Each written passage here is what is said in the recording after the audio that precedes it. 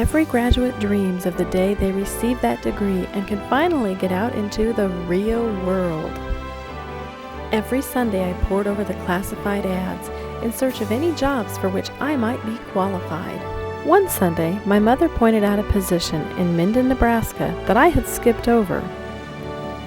"Aren't you going to apply for this one? It says 6th grade language arts in a middle school. Isn't that what you want?" "Mom, it also says social studies and computers, and I don't know anything about social studies or computers." "Where is Minden anyway? Is that where Pioneer Village is?" "Why, don't you remember visiting Pioneer Village when you were 3 years old?" my mom asked. Although I was convinced this wasn't the job for me, it wouldn't hurt to send a resume anyway. Imagine my surprise when I received a call from John B. Osgood, middle school principal in Minden, Nebraska.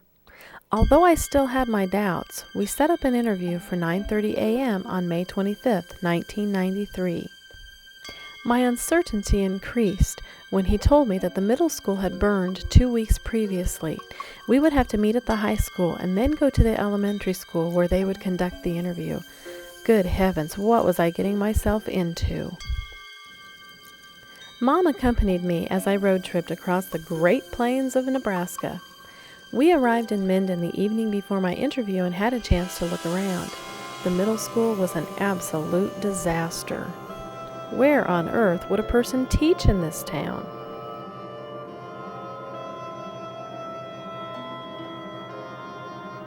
The next morning I donned my new Navy interview suit and set out to meet Mr. Osgood.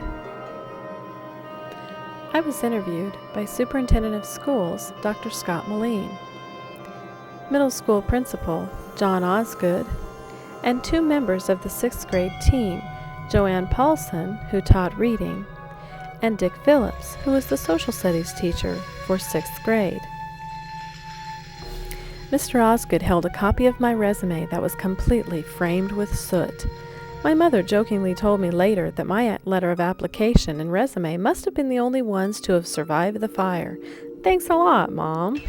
Before leaving town, we had to visit Pioneer Village, of course.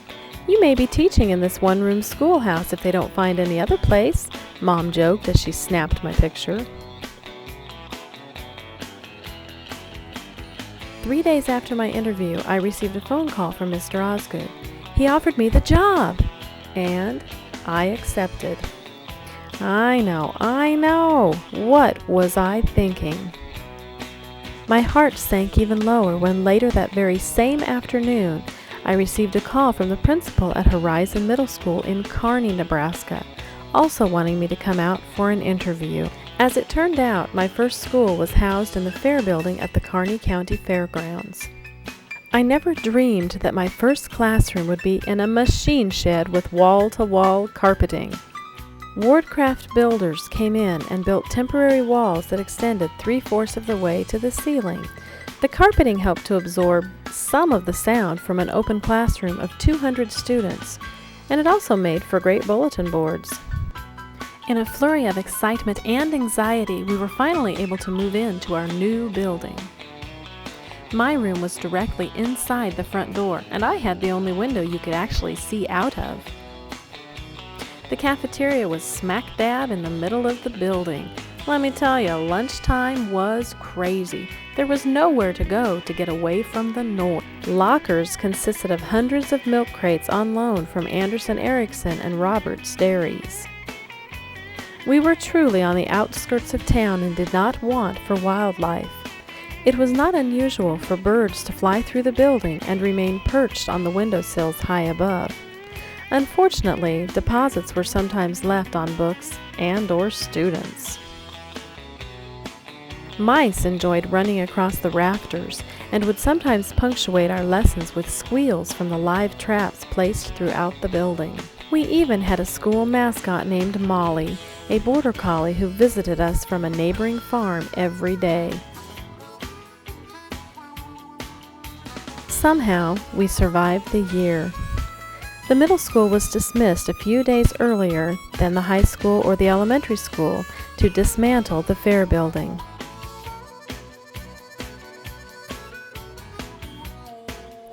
The carpet had to be torn up, The walls had to be torn down, and all of our supplies had to be packed away for the summer.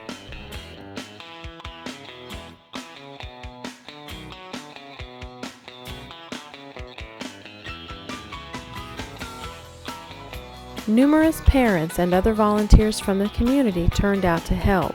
Wow, what a great community! Livestock trailers hauled our belongings to the wrestling gym where everything was stored over the summer. All year long I kept telling myself, you're here for 1 year, just 1 year, you don't have to come back next year. But I did.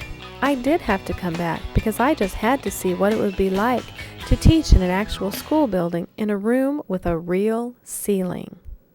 Being back in the remodeled building was wonderful. I had a beautiful classroom in which to teach, but it was also kind of tough. I felt isolated from everyone that I had seen and heard every day out at the fairgrounds. Thinking back, the year might not have been as hard for me as it was on some of the veteran teachers. They had lost everything. I had nothing to begin with. I'd never had a classroom before, so I didn't know what I was missing. I think the real struggle was for them. Being in survival mode the entire year, I'm sure I learned more than I actually taught. I just know I never would have made it without the help of such a wonderfully supportive staff.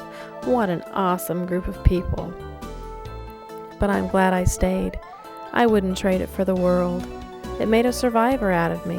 I had to survive. What else could I do? And the kids, well, that first class of 6th graders at the fairgrounds will always be a vibrant memory. They'll be pretty close in my heart, and I remember each and every one of them.